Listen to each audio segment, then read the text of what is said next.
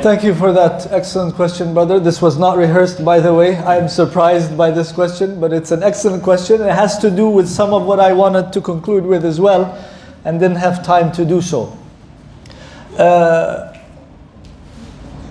For a very long time, and this could become another lesson, so stop me if it goes too long, because there's a lot to say here and to unpack. Honestly, there's a lot to unpack here. There's a lot of confusion about this issue.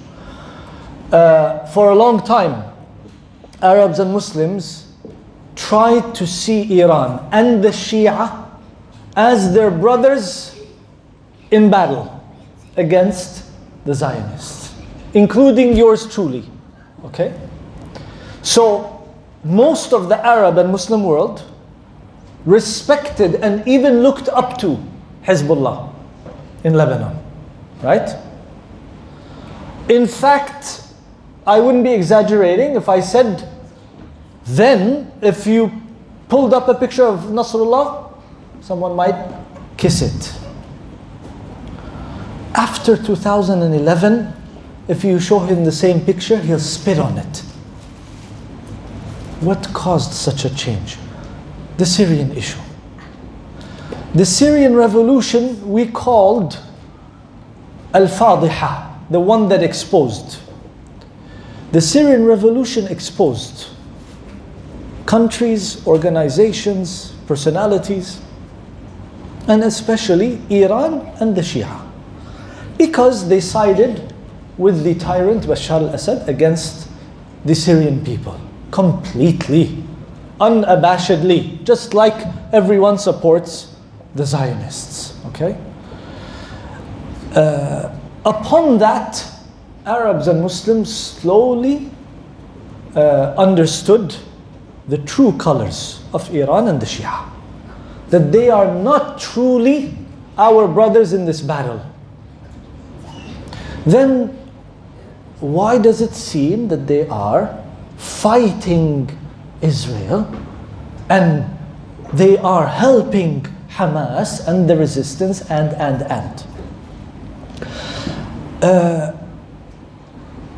The ones who do so are doing so for their own self-interest, state interest.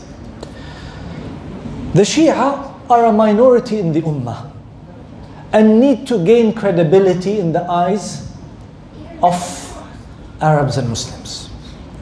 Bashar al-Assad is the same, him and his sect.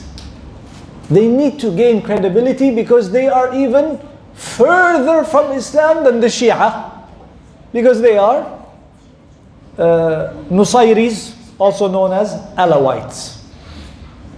They need to gain credibility in the Ummah as well. What is the best way to do so? Ride or get into the Trojan horse of Palestine. I call it a Trojan horse. Why? Because they use it, they ride on the issue of Palestine in order to show that they are indeed part of this ummah and they are fighting against Israel, so that they can continue to fool us as they did before. And then they did what they did, and they continue to prop him up, and they continue to kill your brothers and sisters in Syria. Now, this of course was a problem for Hamas, right? And to be fair, Hamas abandoned its offices in Damascus from the beginning of the revolution.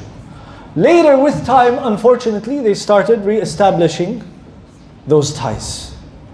However, many people started losing respect for Hamas as well because of this ostensible relationship.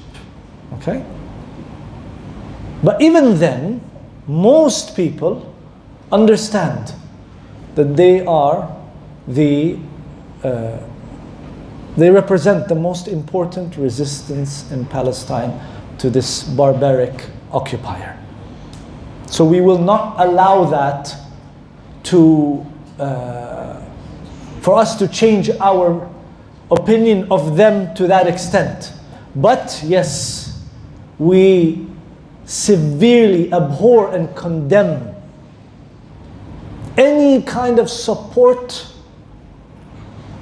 or acceptance they have of Iran or Hezbollah or the Shia and so on. And this caused a lot of problems. And to be fair and honest as well, there are a lot of people within Hamas who continue to criticize those who are in that camp, because it's not monolithic. So there are some in the group that continue to criticize that connection and they want to sever it. And others say no. And it is a darura and we don't have a choice and there's no one else who is going to support, and so on and so forth. So you have people who have been influenced in different ways.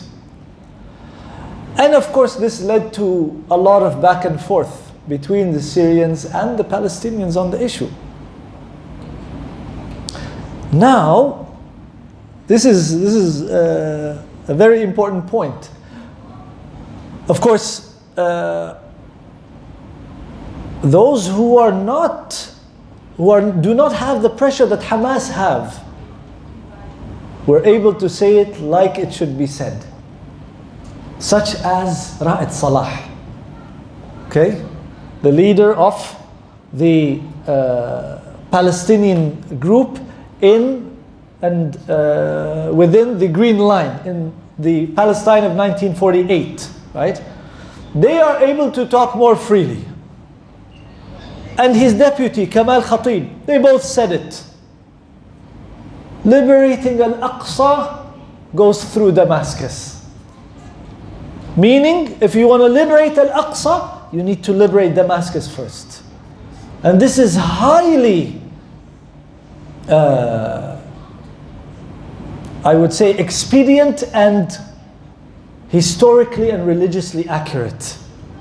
And they were able to say it that way because they realized that that is the case. Because, my brothers and sisters, the cause of Palestine, the mother cause, before 2011 was simply Palestine. But after 2011, it became a little bit wider. It is the cause of Ash-Sham. Ash-Sham. The Sham that was mentioned by the Prophet ﷺ, which will be the stage, right, as we know, in the end times. Ash-Sham being where? What is Ash-Sham? What does it include? Sorry? Palestine and Syria, Jordan, and Lebanon, right? That whole area. This is Ash-Sham. We don't recognize what Sykes and Picot drew on that map in 1916. We know Ash-Sham. This is Ash-Sham. Before 2011, nothing is going on in Syria. After 2011, we see it as one and the same cause. It's the cause of Ash-Sham. This is the way we need to look at it and the way we need to discuss it as well. So it's very short-sighted if some of our Palestinian brothers and sisters make it out to be a Palestinian issue. It's much bigger than that. And we know it is. And the Jews in Israel know it is. Okay, and have said it time and time again. They are after biblical Israel, not just all of Palestine. Okay? Forget the map that Netanyahu held up in the United Nations recently. That was just all of Palestine. No, they want that whole region. Okay, the whole Arab region. The point I'm making,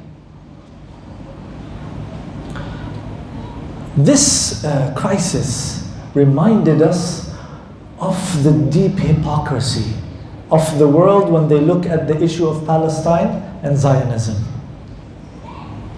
So we stand with our Palestinian brothers and sisters against all who support the Zionists. But in the Syrian issue, who seem to be the biggest supporters of the Syrian people? The US, Europe, and other countries of the world. Who are the enemies? Russia, Iran, Hezbollah, right?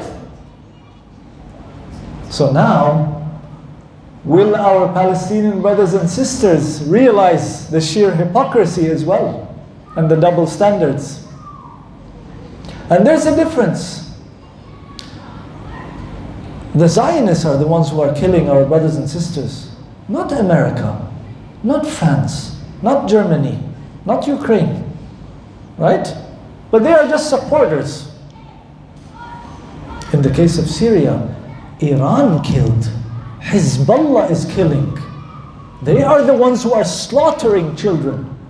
And this is authentic. They are the ones who are doing that. How can they then support or accept their support? So it's a difficult issue. It's a difficult issue. But now we look at it this way.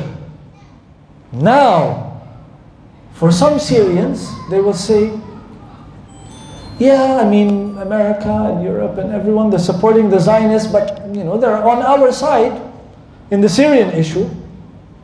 As long as the Ummah understands its crises and its causes and issues this way, with these borders, we will never get anywhere. It just shows you that in the end, again, it's about interests. Nobody really cares. So, if in the case of the supporters of Zionism, they don't really care about what's happening to the Palestinian people, we as Syrians need to understand as well. They don't really care about the genocide that is happening to the Syrian people. Then what is it? It is just that it seems that he is in that camp, the camp of Iran and Hezbollah. If tomorrow he severs that connection, they could care less what's happening to the Syrian people. You will be king, we will crown you as king, and you will be president of Syria until you die, just like your father, okay? It's just that connection that they don't like. So, again, when we look at the cause as the cause of Asham, it will make us look differently and understand things differently. Wallahu a'lam. I hope I've answered your question. Leading to the question, I think the weapons which is used by Hamas is supported by Iran. No other countries in the world can provide. So how come? Again, this is a point of contention. Some Palestinians will tell you, Wallahi, we have not received anything from Iran. It is just lip service. It is just in the media. Oh, we are with them. Hezbollah, shoots a rocket or two. Again, we are the cause. Bashar al-Assad was convening conferences on Palestine while he is dropping the bombs, the barrel bombs, on Hims and Halab and Idlib and on the rest of Syria. He's convening a conference for our poor Palestinian brothers and sisters. But what he did to the Syrians, the Zionists did not do to the Palestinians. Did the Zionists use chemical weapons? Anyone have other information? Did the Zionists use chemical weapons against the Palestinians? No. Bashar used chemical weapons several times on his own people. You see? So when we compare, we might even say there's no comparison. And some of our Palestinian brothers and sisters who are objective enough know this and will admit this. So, did they really receive? Allahu A'lam. Maybe a little bit, just to prove that yes, we are on your side. But again, it is just gaining the credibility. Otherwise, in Syria, why are you on Bashar's side? Who's your enemy? The Syrian people is your enemy all of a sudden? Ahl Sunnah is their enemy. Ahl Sunnah is their enemy. It doesn't matter. The only reason they're helping Ahl Sunnah in Palestine is because it serves their interest. Otherwise, do you think they care about Al-aqsa? They don't care about Al-Kaaba, brother. Al-Kaaba doesn't matter. For them, eventually the Hajj will be to Qum in Iran. You think they really care about Al-Kaaba? Or they care about Al-Aqsa? They have said it very clearly. Their main enemies are Ahl Sunnah. حسبنا الله ونعم الوكيل. حسبنا الله ونعم الوكيل.